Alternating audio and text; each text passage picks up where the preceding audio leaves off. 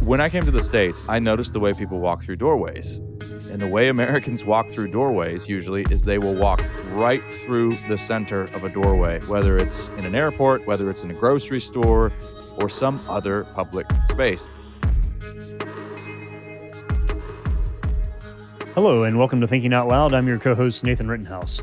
And I'm your co-host, Cameron McAllister. Cameron, there was an event that happened. It's been several days now, but keeps popping up in the back of my mind and in conversation, and it's the plane crash that happened in Japan. Now, there's a lot to the story. It's a very tragic one. You have essentially air traffic control telling a commercial flight, I believe it was an Airbus with 369 passengers on it, that it was cleared to land on a certain runway. At the same time, it seems like air traffic control also told a Coast Guard plane to hang tight where they were. The problem is that the Coast Guard plane with 6 people on board was actually on the landing strip for the commercial flight. So when the plane, it just destroyed the smaller. So the Coast Guard plane was a 6-seater turboprop. 5 of those people were killed. And if you watch the video footage of it, it's a very dramatic. It's a commercial flight hitting a small plane, which then basically immediately coats the outside of the commercial flight and jet fuel and burst into flames while it's flying down the runway, however fast they're going. So it's right at dark. So just basically an instant fireball and an explosion. So I'm sure there'll be continued investigations on what went wrong. Did the Coast Guard pilot not know where he was? Did air traffic control not know where the plane actually was? Why did the pilots in the plane that were landing not see the plane on the runway? It was dark, but a lot of what ifs and a lot of tragedies. That being said, the part that I would like to focus on is the amazing fact that, and many of you have heard about this in the news, that all 369 people on the commercial flight left the plane basically unscathed.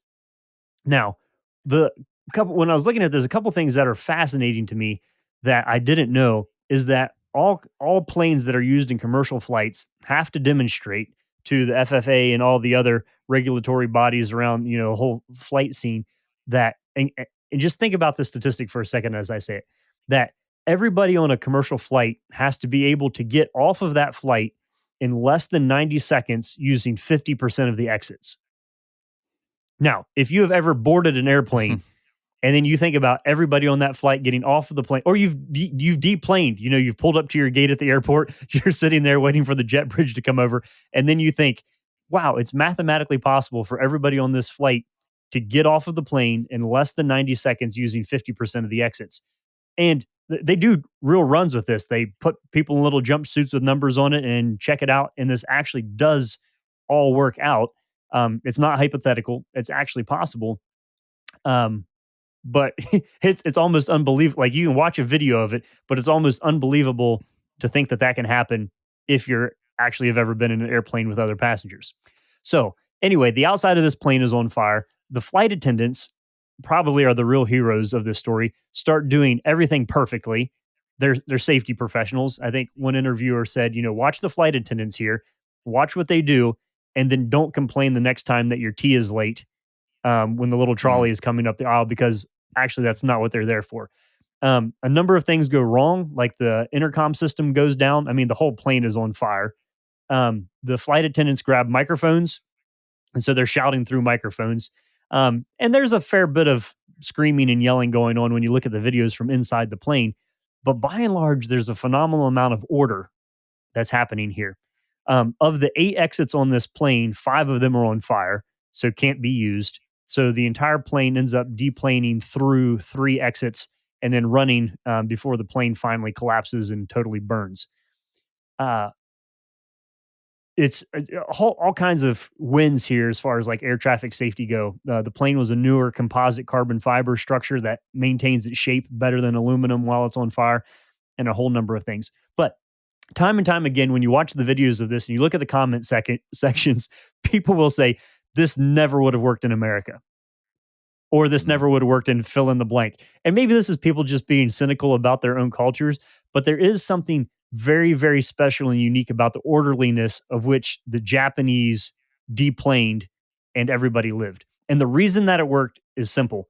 The reason that it takes forever for you to get on and off of a plane is because of everybody's luggage.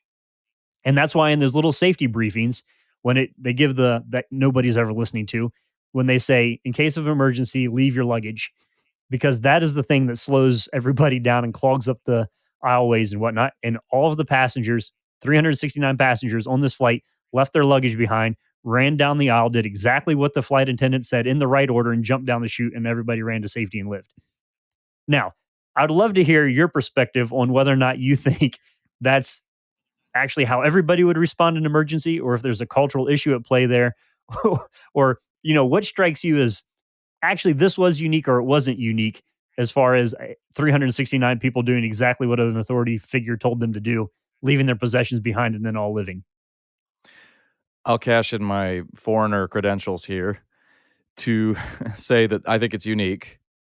Also, I'll just note in passing, Nathan, that plenty of Western listeners, particularly I would say American listeners, are probably thinking, yeah, but there's a dark side to always doing what you're told.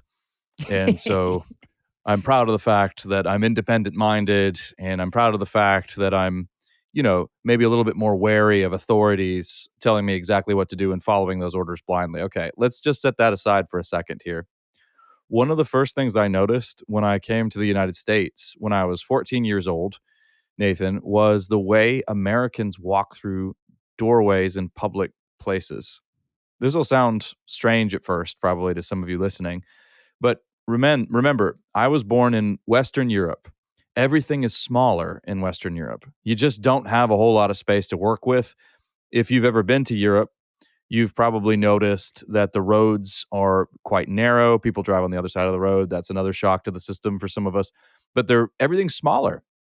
You just don't have a whole lot of space to work with. And in fact, some of the marvels of landscape architecture come from places like Denmark, because you got to be clever, you got to be creative, and you've got to consolidate the little space that you have. And also, Europe is designed for everybody to be walking and on their Mhm. bicycles and for public transport as well. So you have to factor all of that into the grid.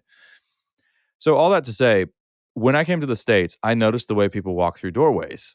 And the way Americans walk through doorways usually is they will walk right through the center of a doorway, whether it's in an airport, whether it's in a grocery store, or some other public space, as though this door. Now, I'm not imputing, so I'm not going to impute any motives here. This is an unconscious tick. So hear me carefully. And also, I am an American now. I've lived here for over 20 years. I'm a citizen. Listen to my accent. I'm an American. So, there's a little bit of, I have the foreigner card, but I also can have my cake and eat it too, because I can just, it takes one to know one. So I'm just speaking descriptively. They will walk right through the center of the doorway as though this doorway is their property or theirs to accommodate them alone. Or there's a kind of a sense of ownership that goes with that. Same with the body language of Americans in public spaces. Very conspicuous, by the way, in airports, or particularly in public spaces in Europe. In Europe, once again, people are accustomed to lines. And, of course, think of in England or in Britain, everybody queues. Everybody knows how to queue. Make sure you're minding the queue and you're doing that well. There's an order and arrangement.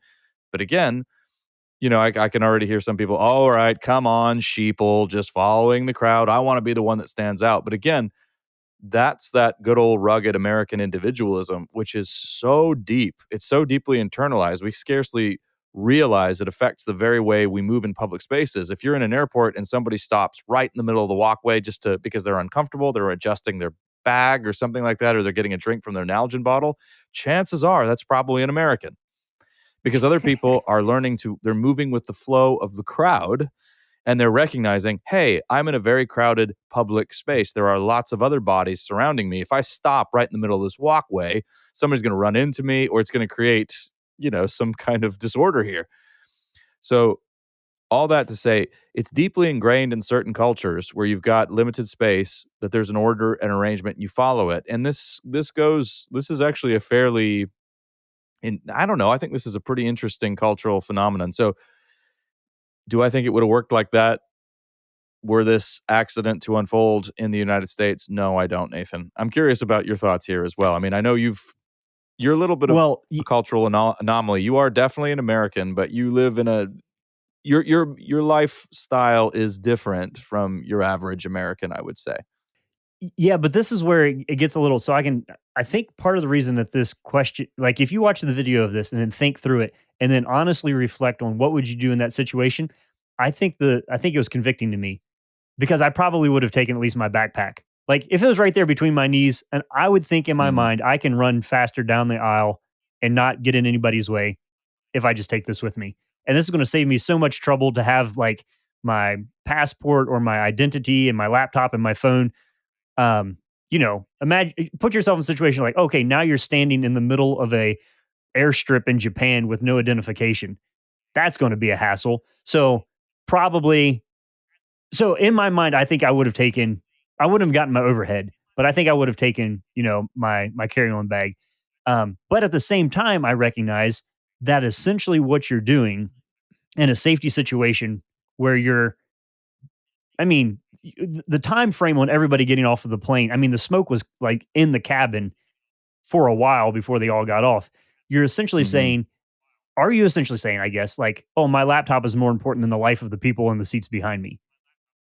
So we don't know. So I think I am more American in that sense that I wouldn't stop to think of it in those categories. Um, One of the other ways that this showed up, and you can laugh at this, I was with my friend Daniel. We were visiting a country in Africa, and we went to look at one of the agricultural projects, and it was something amazing. They're like, "Oh yeah, and for like the last 500 years, this is how this has been done." And we were both like, "Well, you know what you should try next year?" And then I can we hear heard it ourselves already. saying that, and then looked at each other like, "What a messed up way! Like, what an American thing to say!" Of like, "Here's 500 years of tradition." And you're like, Yeah. "Hey, have you ever tried this?" Like, it's the immediate desire to innovate Mhm, on what, like, if it's broken, fix it, and if it's not broken, fix it. Are sort of a um. mhm. I feel that tension within Can myself always improve when I it. watched that video, and so I think I was a bit convicted Yeah, about it. With yeah, um, I wonder too, just anecdotally, do you think Americans talk louder on their phones in public spaces too? Because that seems to be an interesting absolutely. one to me. I Like the think person and again um, who's mhm. talking on their phone as if everybody in the terminal needs to know what their business deal in Hong Kong is at that moment. Right. I think so. So I'm sensitive to that because again, part of my now I've got my own little convicting story, Nathan, that'll put me firmly in line with you here in a second. But when it comes to speaking loudly in public spaces, I'm still very European in my habits. People still call me, well, Cameron, I repeatedly have people tell me, you're very reserved. I actually don't think of myself as that reserved. I sort of instinctively regard it as impolite to be very loud in a public space where and I'm also very private. It's also kind of instinctive to me to think that if I'm having a personal conversation, these are, these are my private affairs. I don't want everybody else in this terminal to know about it. So I'm very quiet, I'm very discreet. I grew up sitting on trains and buses and trams where you could hear a pin drop at times. Everybody kept very quietly to themselves, and there were a lot of people, on these modes of public transportation.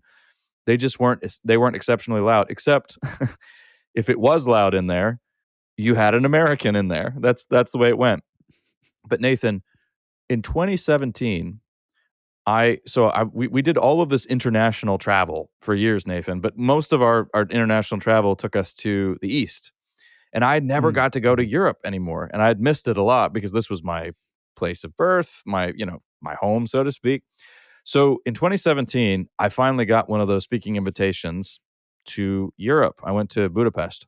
I think I've told this story before on the Thinking Out Loud podcast, but it fits here so well. So we're in this hotel in Hungary, and in the morning, of course, they have this coffee machine, one of those automated ones, which is kind of, they could tell this hotel was very proud of it. It was new.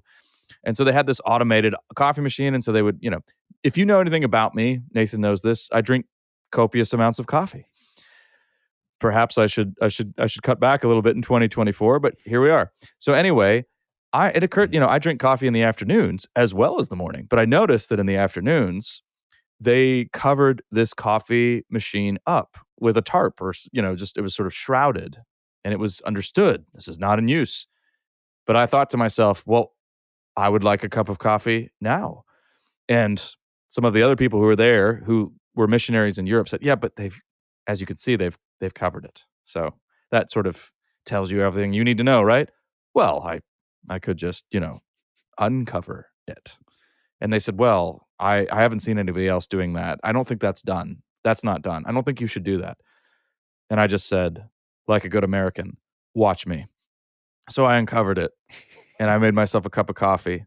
And the clerk at the desk looked at me with such shock and horror and outrage. She comes up to me and speaks in her broken English. This is, we don't do this in the afternoon. And then, so the next day, not only was it covered in a tarp, but there was I think there's a padlock or something on it so that you couldn't, there was no way I could access it anymore. And that was the moment where I realized, oh man, I'm an American now. I am a full-fledged American. If you had 20 years ago, I would never have dreamed of doing that. But now I think this way. So all that to say, that's a long-winded way of me saying I probably would have grabbed, my overhead bag, no, but my laptop case, yeah, probably would have grabbed it. Thought, I'll run with this. Which brings up an interesting question, Nathan. I mean, we who prize independent thinking and let's just face it. We talk a lot about how bad individualism is, right? In some of our, in our discourse, we talk about, rugged individualism or radical individualism.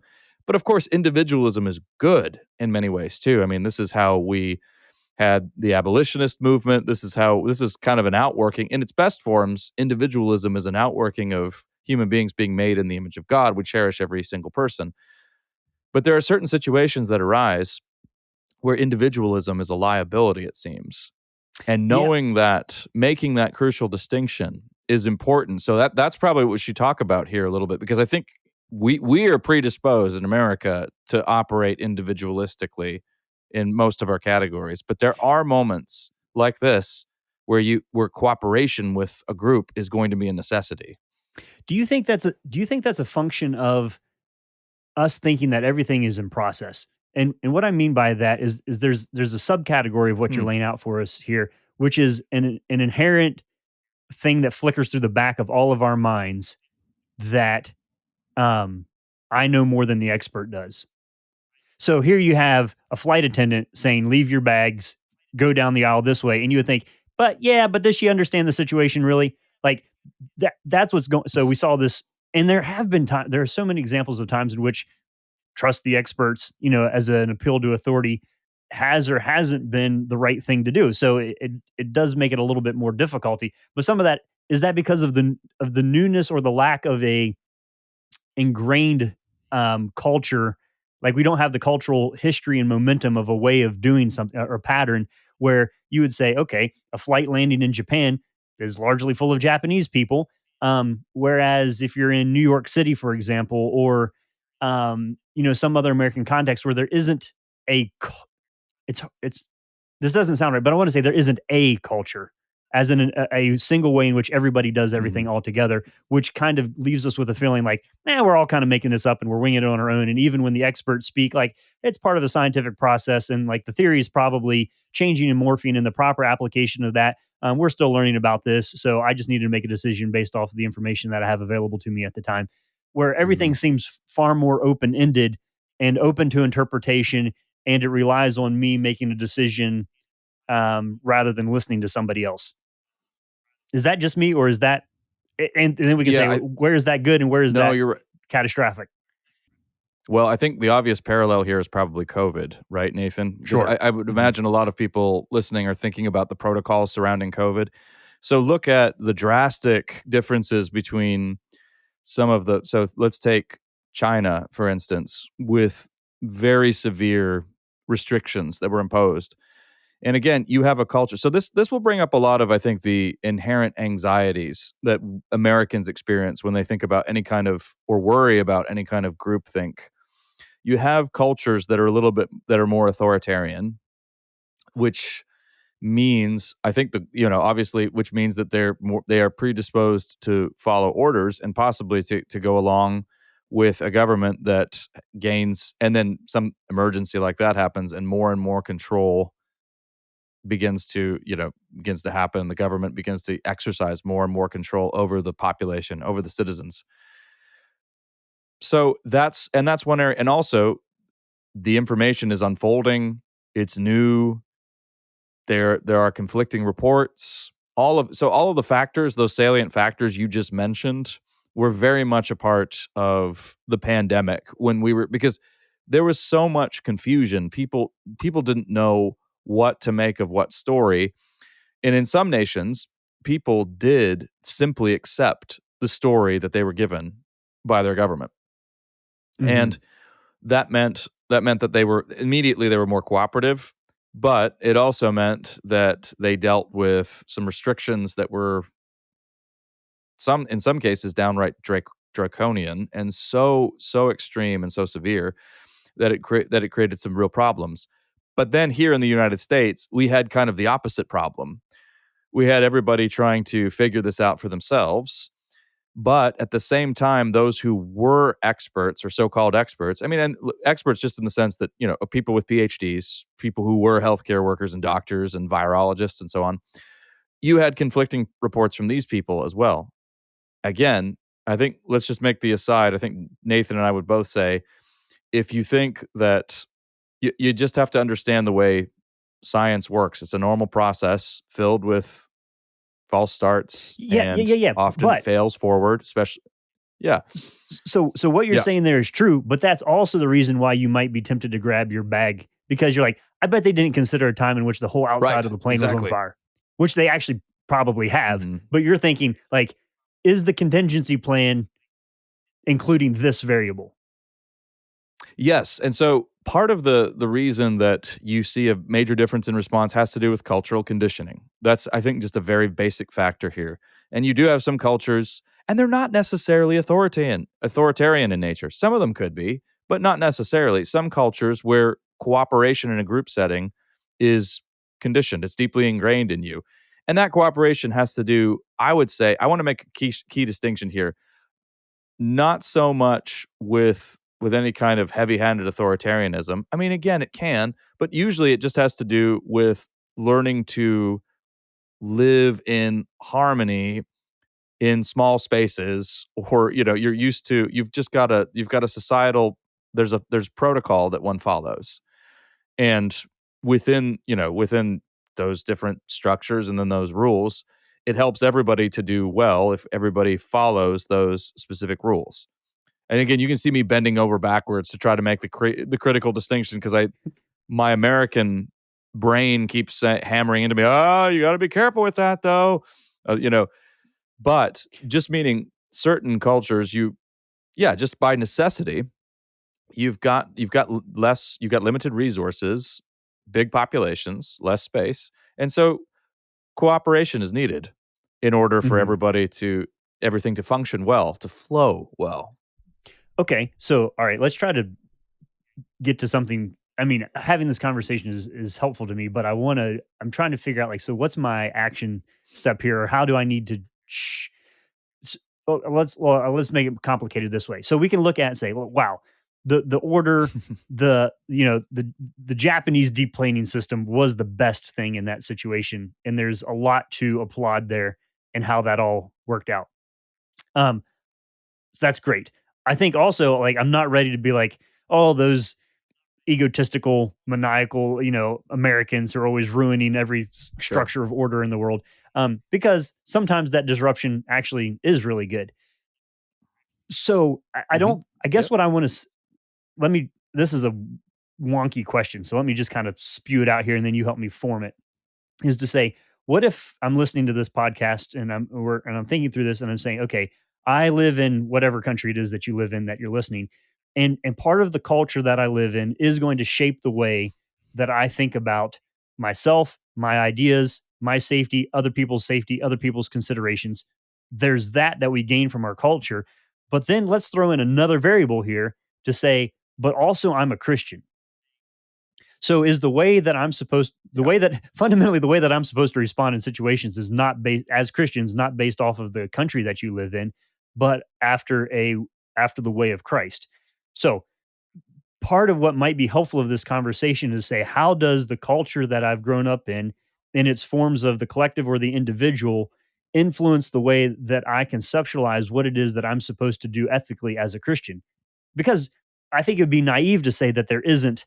I mean, even the Amish are deeply influenced by the culture around them. We Sure. we can try to isolate ourselves, but it just doesn't happen. Um, they can Mhm. provide boundaries that are helpful for shaping the vision of who we want to become and who we actually do become, but none of us is impervious. And so, how do you see that working, Cameron? Or how would you help me articulate this Yeah. question of saying, how do we appropriately keep a handle on the good elements of what we kind of imbibe and embody from the culture around us, while at the same time keeping a Christian ethic as the central component of how we actually behave? Maybe Yeah, that's a that's great not way just to one question, maybe, phrase the but matter. there's a lot to it. Well, and this is why the old adage travel broadens the mind is really true because different cultures have different strengths. And I think one of the beauties of our moment, see, it's good to be able to say that. We often talk about the how culturally things look a little bit grim, things are coming apart. But one of the beauties of this moment is that we get such a multivalent perspective. We get to see the world through international eyes more than ever because we can travel more, but we also just have increasingly our communities are melting pots. You've got a lot of different ethnicities represented where I live, for instance, so many different cultures surrounding me, so many different languages, different foods, different ways of looking at the world. So, all that to say, these cultural perspectives, they have baggage, but they've also got some advantages to them as well. So we can appreciate that. So we can appreciate in this instance that Japanese deplaning, that the way in which all of those passengers subordinated their own wishes for those of the group. They had one unified object to get off of this plane, and that they were able to do that and cooperate. And because of that cooperation, they were able to do so in a very efficient manner and in record time, and nobody lost their lives on that plane. So we can appreciate that and say that's laudable.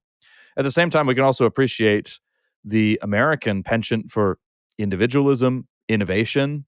It can be a liability at times, but at other times, hey, you come across something, we've been doing this way for 500 years, and guess what? It really is inefficient. And so thank the Lord for clever, can do Americans who come up with new systems that are more efficient, that save money, and do the thing really well. So that's great too. But the supreme ethic, of course, of Christianity is always to honor above all else, to love the Lord your God with all your heart, soul, mind, and strength, and then to love your neighbor as yourself. So if you find yourself in whatever situation you find yourself in, with if whether you're on in an emergency on an airplane, or there's a novel virus that has now been declared a pandemic, the foremost thought when it comes to our conduct, just in our neighborhoods or in the vicinity in which we find ourselves, our foremost thought needs to be love of God, and then how do I love my neighbor in this situation? So, is it am I able to love my neighbor better if I worry about my own bag, my own laptop, and think, you know what? I bet I can make it. I'm fast. I can make it down there. It's not going to hurt anybody, but I'm not. I'm going to throw away this side of the directions just so I can get ahead here. And by the way, do these flight attendants really know what they're talking about, or do I? So I mean, it's not a one size fits all, but the supreme leading question is, how can I here love my neighbor? Mhm. Well, okay, so as you're saying this has been helpful to me. So the problem is not the innovation or the individualism or the question asking. The problem is the innovation, individualism, or question asking if it's only self-serving. So I think if you're listening to this, Right. which 80 some percent of you statistically are Americans listening to this, and you do have that, it's not John Wayne, but it's like the drive to push all of the buttons and to see like how things could work out and how could something be done differently. And you know who you are if you're listening to this. So to say that I'm a Christian, but I have these characteristics and attributes would just say, how do I take my creativity and the skills and the experience that I have and find unique and novel ways to serve other people? That's the switch. Yeah. So to say, not how do I take all of that to figure out how to make my life better or how to serve, but how do I use that to help other people? So this is maybe me wanting to have my cake and eat it too here, but in the best situation I can see is that there's a bit of sacrificial heroism that comes at play when I can take the novelty and the questions and the way that I think and find a way to use those for the benefit of the other and the group rather than just about serving myself. So I'm wanting to say at the same time that Christ calls us to this vision that you've laid out for us, Cameron. Christ is so clear about this of loving your neighbor as yourself, and oftentimes other places thinking of the other more highly, not thinking of yourself more highly than you ought, or favoring the other. So using the gifts and the skills and the characteristics and your intentions that you get from your culture to help in a serving capacity rather than a self glorifying or protecting or preserving category seems to me to be a way in which both of those fit together. Do you think that's possible, or is that splitting hairs and trying to have it both ways? No, I think it's possible. And I think the key to this is, of course, prayer. And that is really, of course, what the shape of the Christian life is characterized by prayer. Mhm. And I mean, when Paul tells us to pray without ceasing, this isn't some legalistic code. This is a practice that helps you keep before your mind at all times that you are with God and totally and completely dependent on Him. We often forget that. We have a huge habit of forgetting that, particularly if we're really innovative and clever and good at improving systems around us. We have a distinct, well, not all of us, but that can, if you're really talented at that, that can mislead you into thinking that you're the person who needs to figure everything out and you've got it all Mhm. handled. But Yeah. when we're in constant prayer, we're recognizing our dependence on the living God. I quote from my yeah, you quote Dallas Willard, I quote Grandpa Rittenhouse frequently.